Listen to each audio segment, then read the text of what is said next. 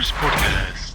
Things what athletes, need the most. You mentioned earlier you're in nutrition, nutritional stuff, nutrition-y stuff. What do you call it?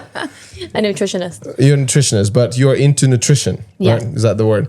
Yeah. So how people say like three things of, resting, nutrition, and then training, right? Mm-hmm. So would you say like how important it is for someone to be, let's not talk about competing, whatever, but let's talk about healthy lifestyles, right?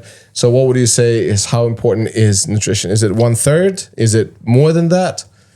I think depending on the person's goals, I think nutrition is more important than training. More important than training. Yeah. Is that what you say? So when you hear those examples when people like, oh, I eat McDonald's, whatever, but they're still ripped because they train all the time, right? So obviously, if you're not going to train, you're not going to build those muscles. You're not going to be there. Yeah. But then it's kind of like if you eat shitty food, so eventually you're just kind of going to break your body, right? Yeah. Or but you're also just not fueling your body to be like the best that you could be. Like if you are an athlete and you're in good shape, you're not fueling it to be the best that you can be. Right. Depending on what you're training for, rather than if you're like trying to lose weight, if you're in a fat loss phase, you're never going to lose that weight if you're still in a surplus. So you would say like, let's say I have two options. I have money. I have this amount of money, whether I use it for nutrition or I buy a membership in a gym. So I'd rather than spend this money on nutrition and just run outside. If you're trying to lose weight?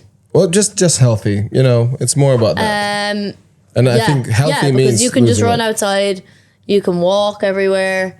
Body weight exercises. Yeah. Yeah, but as long as you put a good stuff in your body, Yeah. right? Definitely. And then also you see one of the other problems is like, especially when you guys just went to the States, like you I don't know where you went for food or whatever, the portions, like what they put in there. And also here in Bali, you have to watch out like who cooks stuff with seed oils and stuff like that. So it's getting more and more kind of, some places would be transparent. How do you guys find yourselves like to find good food? I think Bali is like quite good with regards to eating out. Obviously, I don't know how many people realize, but like it's very unusual for people in Bali to actually cook your food. Yeah, because it's expensive. Yeah, it's cheaper to eat out. So like we basically, apart from breakfast, we eat everything else out every day. So I think if you were to do that in Ireland, number one, you would be broke. You'd just be poor. So like you just couldn't do that. We'd actually be really thin because we'd just be hungry. But also there wouldn't be options available. Like, can you think of anywhere in Kilkenny that you could go and be sure that you can get X, Y, and Z on the menu, rather than Bali? Because it's so health focused, there's so many gyms, there's a lot of healthy cafes that have their macros on the menus, and there's a lot of, I don't know if this is common elsewhere, but we've never seen it until coming here, there's a lot of build your own. So like literally tick the box, I want 250 grams of chicken, I want 150 grams of white rice, and like so easy. Right. Yeah. Yeah, I think the main reason is because there's such a huge competition. So you want to get more customers in your place, you make sure that you have macros and you have all of that stuff. Yeah. So where's the demand, where's the competition, there's always going to be a good stuff coming out. And look at the gyms, like you guys, this is your first time in Bali, like for a longer period of time. Or you came for a visit? The last time we were here for 6 weeks. But like this is the first time we've been living here. 3 years ago. 3 years ago. Do you see the difference? Yeah. Massive. Yeah. And you go because I came here 5 years ago. So the first gym I saw, there was a cold bath. It was Avenue Fitness when they had the freezers. That was the only time, and they still use the freezers. Yeah, that's the funny thing. With the freezers. Yeah. But then the good thing about the freezers is like very consistent. They always keep that consistency, right? But then all the cool places are open, also including Wanderlust. Like if there's like 30 people go through that cold bath, it's not that cold anymore. There's more than 30 going through that cold bath. Yeah. You can just see oily patches floating. No. It's so clean. It's all nice. But yeah, and with the food, the same thing. With the restaurants, if you want to compete, you need to stand out with something. Yeah. And then in places, in the UK, the same thing. I just buy steak in Sainsbury's, and then you just cook it. And it's like in Ireland, we cook at home. If you're trying to eat well, you have to cook at home. You have to cook. Choice, Do the prep meals. Yeah. But like that was the reality of it, really, wasn't it? Yeah, Megan did a lot of prepping. No, I wasn't that good at it, really. I used to do all the prepping. And you did all the eating. I did all the eating, Yeah. So, and also, talking about prepping, right? So when I used to perform as acrobat and whatever, I had to look like as lean as possible. And then most of my mates, they were like, 6 meals a day, yada, yada, right? So it's like the fitness concept. Has that changed? How do you see the difference? Because I'm pretty sure you remember, like about 5 years ago, it was all about like, you need to eat as small meals as many times as possible during the day. Now, for example, I eat once a day, and I do intermittent fasting, and I do like 24 hours fasting. And I learned so many things. And also, like, obviously my body changed. I'm getting older, so I don't need to eat as often, I guess. Yeah. What is your opinion about that? I think 1 meal a day is a bit of a stretch. Yeah. Because you train a lot. Right, yeah. So, like... But I started doing it, like, basically I started looking into intermittent fasting about 7 years ago. Yeah. And then I found out there's a 1 meal a day concept. So you basically then fast for 24 hours, and then it's good for your body, put a lot of, like, all the science stuff. But it also, does it work for you? And it works for me. First of all, I'm lazy to cook. Second of all, I love when you 24 hours haven't eaten, and then you eat, you're like, oh my God, I'm really enjoying this food. So are you eating like a crazy amount of food once in about 2 hours? Like, it's like the kind of idea is like a spread of 2 hours. Normally I would say this. My best regimen is like when I wake up around 6, 7, then I train, and I usually stop training around 12ish, right? Mm-hmm. And then I eat from 1 till like 3. So I start with a protein shake, and then I would have like a bigger meal, and then I don't eat till the next day. At the beginning, it was kind of weird to get used to it, but then I was like, that makes sense. Now, in the morning, only thing I would have like a coffee.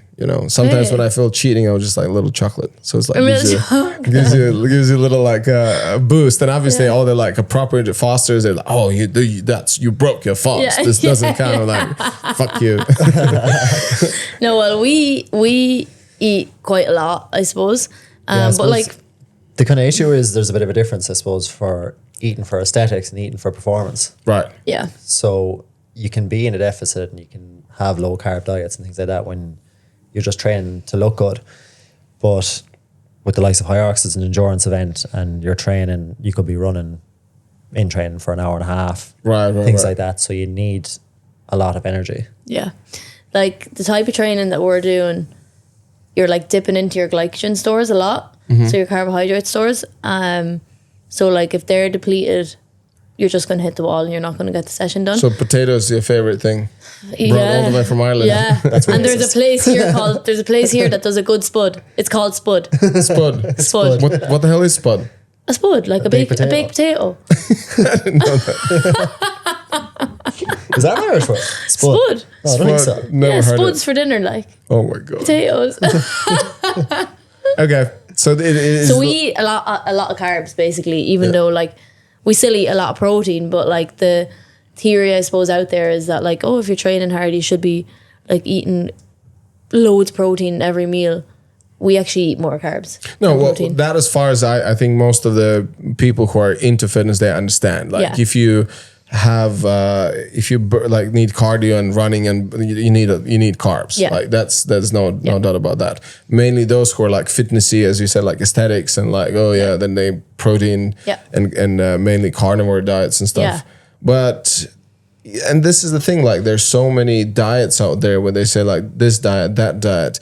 What is your opinion? And like from the way I look at it, I trust like the way my mom always said, whatever you crave, that's what you should be eating. Except like saying like, I crave ice cream, like 2 liters of it. But no, I was just gonna say, but I crave a lot. Yeah. But I was like, I crave fish today. I crave like a good stuff. But then you change it up, and then you have a variety in your body instead of like the prepped meals. Like I remember there's this viral video where this guy's like, I eat tuna and a rice cake.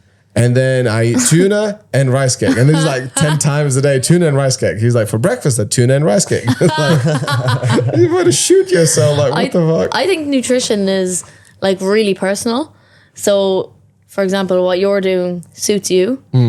I absolutely that would not suit me. Even like differences between us. I'm like a lot hungrier in the evening than you are. You're hungrier in the morning. So like you kind of like stopping eating at like what, 8 p.m? If I stop eating at 7:30, I'd struggle to fall asleep if I was still eating. That's my problem as well. Yeah. Whereas you'll stay eating till 10:30. I'll stay eating until I go to bed, and like that. I'm hungrier at that time. It's like the mouse. Just yeah. Well, not until I go to bed, but like I'm very happy. I'm not stressed out if I'm not eating my dinner. If it's 8 p.m, that's fine. I'm still going to sleep okay. I have no issue sleeping.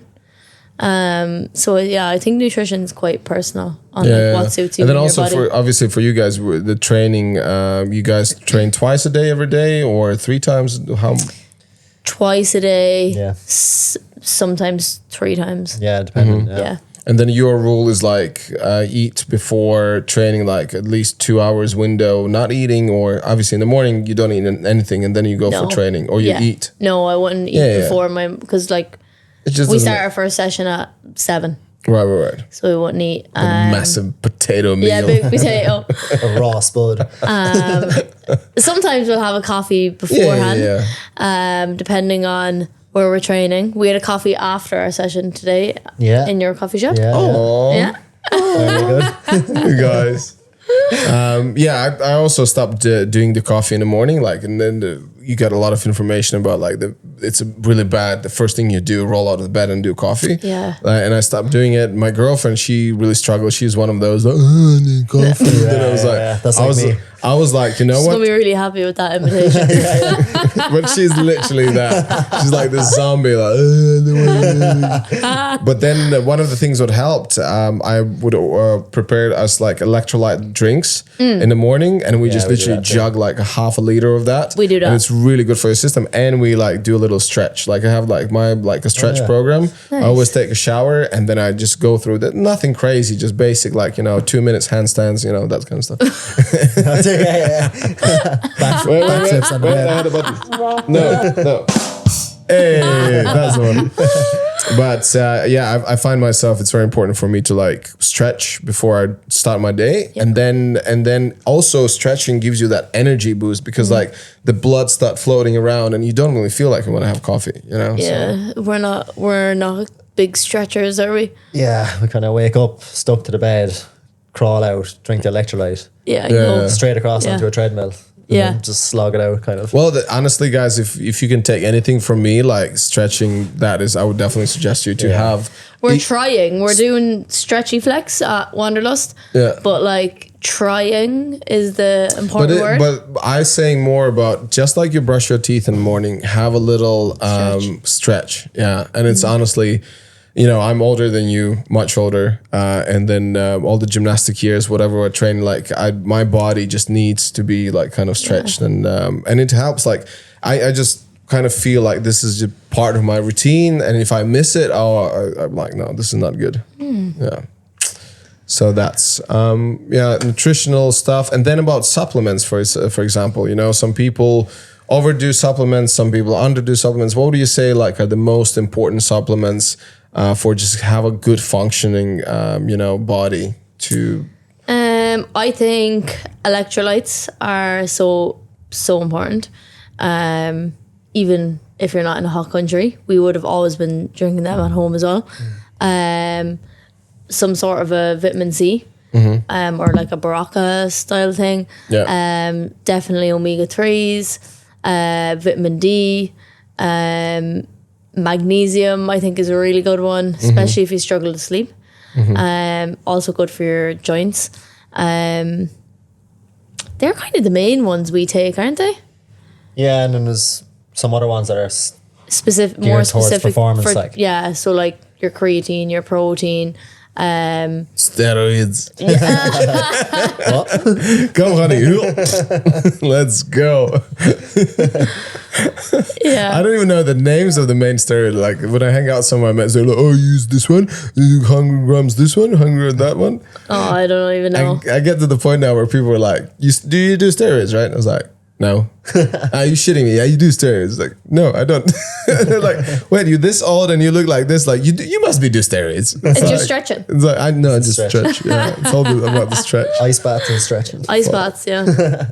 Yeah, and then obviously, like, I don't know if you ever thought about doing steroids or whatever, but like, what would performance enhancing supplements, no drugs.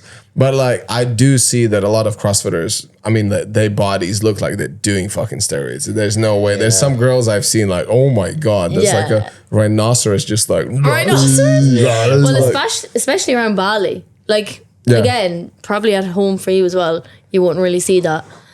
We would never come across anything like that in Ireland, but yeah, like around Bali, you see some people with crazy physiques. What do you think about that? What do you think about, like, I think first is they're cutting corners. They want like a good, yeah, well, they are cutting corners. No, they are, yeah. And at the end of the day, it's just like, it started from, the guys who would like to get like good physiques. So instead of training 10 years or 5 years or 2 years, and really following their diet and whatever, they just like, oh, take this one, good. And then they have like spots everywhere. Yeah. It's usually quite obvious. Sometimes it can just look like really big, but just like puffy. Yeah. Puffy? Yeah.